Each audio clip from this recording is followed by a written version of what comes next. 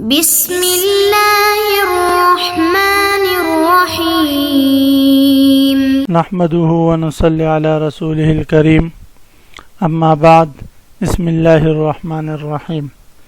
عزیز طلبہ، آج ہم ہدایت النحو سبق نمبر 67 شروع کر رہے ہیں۔ اس سبق میں ہم اسم ضمیر کے احکام پڑھیں گے۔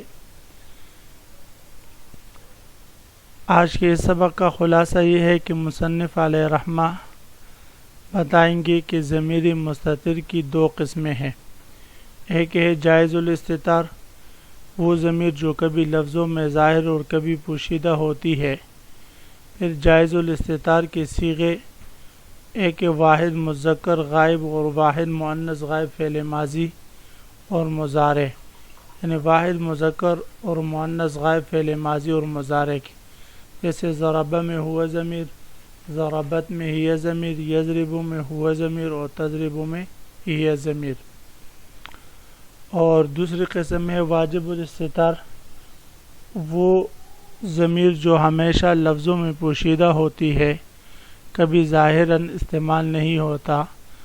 واجب الاستتار کے صیغے واحد مذکر مخاطب فعل مضارع اور امر جیسے تضرب و اضرب، اور متکلم فعل مضارع مطلقاً جیسے اضرب و نضرب، اور اسماء صفت کے تمام صیغے۔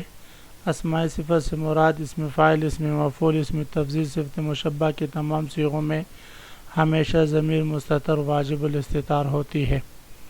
اس کے بعد پھر مصنف علیہ رحمہ ایک ضابطہ ذکر کریں گے۔ وہ ضابطہ یہ ہے کہ جب تک ضمیر منفصل کا استعمال ممکن ہو تو ضمیر منفصل کا استعمال جائز نہیں، یعنی ضمیر منفصل کا استعمال اسی صورت میں جائز ہوگا جب متصل کا استعمال متعذر ہو، اور فرمائیں گے کہ 4 جگہوں میں ضمیر منفصل کا استعمال متعذر ہوگا۔ ان 4 جگہوں کی تفصیل انشاءاللہ کتاب میں آ رہی ہے۔ عزیز طلبہ، تو اب ہم آتے ہیں کتاب کی طرف۔ سب سے پہلے ہم عبارت پڑھیں گے۔ وَعَلَمْ أَنَّ الْمَرْفُوعَ الْمُتَّصِلَ خَاصَةً يَكُونُ مُسْتَتِرًا فِي الْمَاضِي لِلْغَائِبِ وَالْغَائِبَةِ كَضَرَبَ أَيْ هُوَ وَضَرَبَتْ أَيْ هِيَ، وفي المضارع المتكلم مطلقا نحو أضرب أي أنا ونضرب أي نحن، وللمخاطب كتضرب أي أنت، وللغائب والغائبة كيضرب أي هو وتضرب أي هي۔ مصنف علیہ رحمہ فرما رہے جان لیجئے ان المرفوع المتصلہ کے ضمیر مرفوع متصل خاص کر، یعنی ضمیر مرفوع متصل خاص کر، خاصتاً کا مطلب یہ ہے کہ ضمیر منصوب متصل یا مجرور متصل کی بات نہیں ہو رہی، صرف ضمیر مرفوع متصل خاص طور پر یکون مستتراً، وہ مستتر ہوتی ہے، پوشیدہ ہوتی ہے، فی الماضی، ماضی کے صیغوں میں، للغائب والغائبۃ، واحد مذکر غائب اور واحدہ مؤنثہ غائبہ میں، کا ضربہ، جیسے ضربہ واحد مذکر غائب کی صیغے میں ہوا ضمیر پوشیدہ ہے، اور ضربت واحدہ مؤنثہ غائبہ کی صیغے میں ہی ضمیر پوشیدہ ہے۔ وفی المضارع المتکلم مطلقاً، اور فرماتے ہیں کہ ضمیر مرفوع متصل فعل مضارع کے متکلم کی صیغوں میں مطلقاً پوشیدہ ہوتی ہے۔ مطلقاً پوشیدہ ہونے کا مطلب یہ ہے کہ فعل مضارع کے جو متکلم کی صیغے ہیں، چاہے مذکر کے لیے ہو یا مؤنث کے لیے ہو، واحد کے لیے ہو یا تثنیہ کے لیے ہو یا جمع کے لیے ہو، ان صیغوں میں ہمیشہ ضمیر مستتر واجب الاستتار ہوگی۔ جیسے اضرب اے انا، اضرب میں انا ضمیر، ونضرب اے نحن، اور نضرب میں نحن ضمیر ہے۔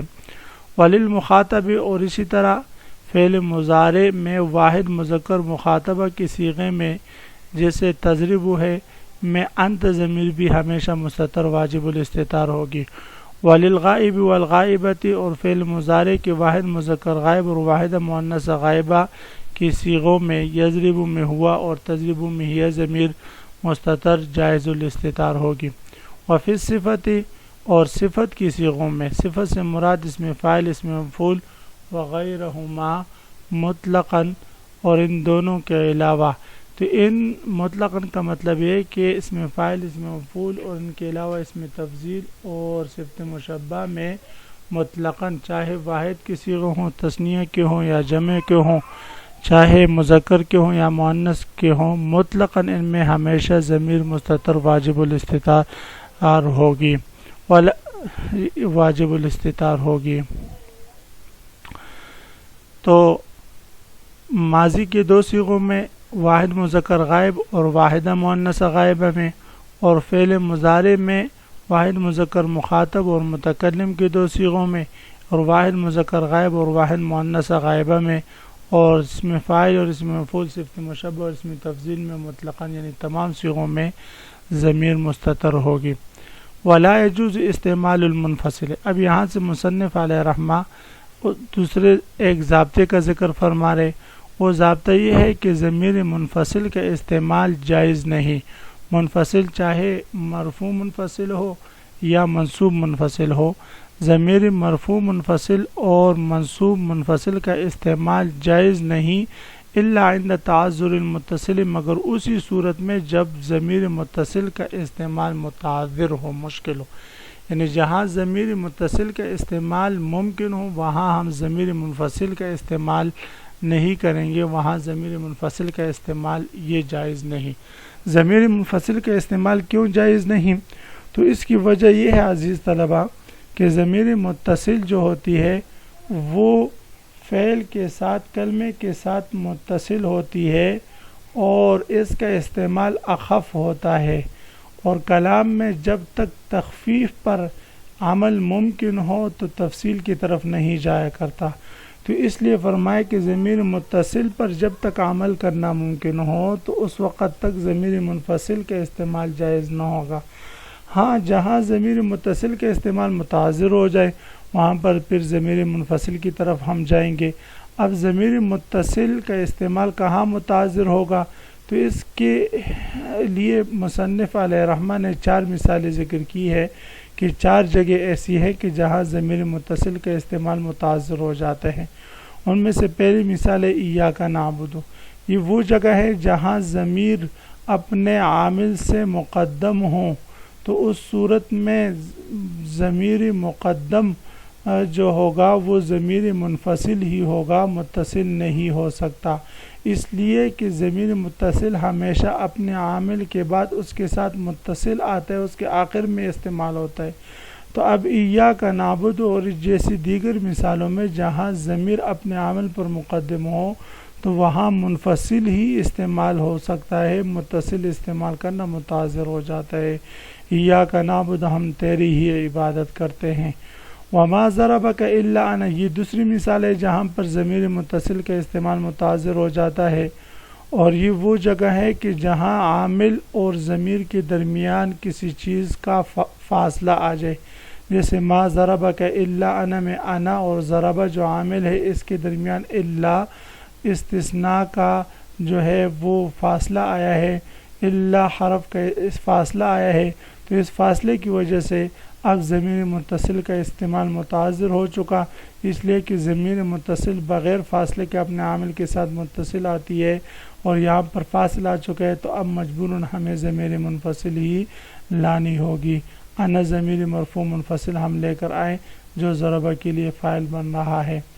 وَأَنَا زَيْدٌ، یہ تیسری مثال ہے جہاں پر ضمیر متصل کا استعمال متعذر ہو جاتا ہے۔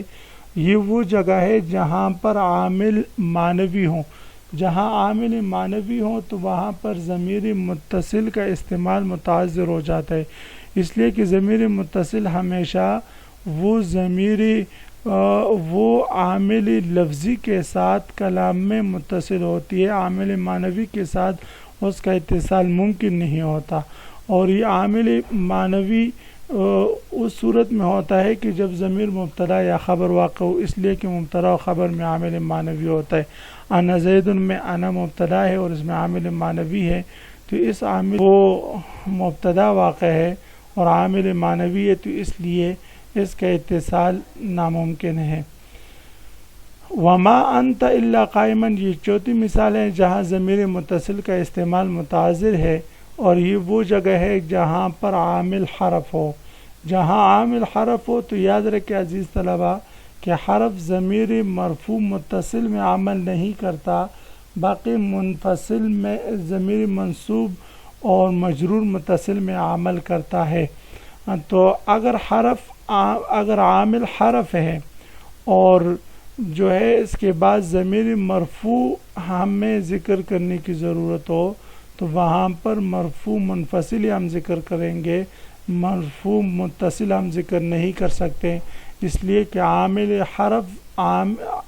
کہ حرف جب عامل ہو تو وہ مرفوع متصل میں عمل نہیں کرتا۔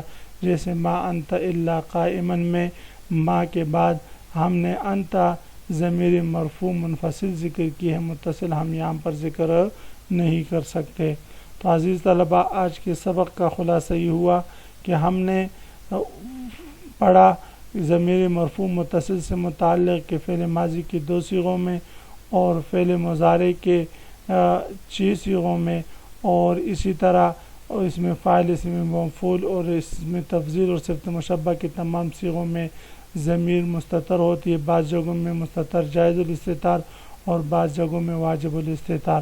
اور اس کے بعد ہم نے ایک ضابطہ پڑھا کہ جب تک ضمیر متصل پر عمل ممکن ہو اور ضمیر متصل کلام میں لانا ممکن ہو تو اس وقت تک ہم پھر ضمیر منفصل کو استعمال نہیں کریں گے، اس کا استعمال جائز نہیں ہوگا۔ اور 4 جگہ ایسی ہیں کہ جہاں پر ضمیر متصل کا استعمال متعذر ہو جاتا ہے، اور ان 4 جگہوں میں سے پہلی جگہ جب ضمیر اپنے عامل پر مقدم ہو جائے، دوسری جگہ جب ضمیر کا عامل معنوی ہو، اور تیسری جگہ کہ جب ضمیر اور اس کے عامل کے درمیان فاصل آیا ہو، اور چوتھی جگہ جب ضمیر کا عامل ضمیر مرفوع ہو اور اس کا عامل حرف ہو، تو اس صورت میں متصل ہم نہیں لا سکتے۔ تو عزیز طلبہ، کل آپ حضرات نے اس سبق کو خوب یاد کر کے آنا ہے اور آپ نے بتانا ہے کہ ضمیر متصل کا استعمال کتنی جگہوں میں اور کون کون سی جگہوں میں متعذر ہوتا ہے، مثالوں کے ساتھ اس کی وضاحت کرنی ہے۔ وآخر دعوانا ان الحمد للہ رب العالمین۔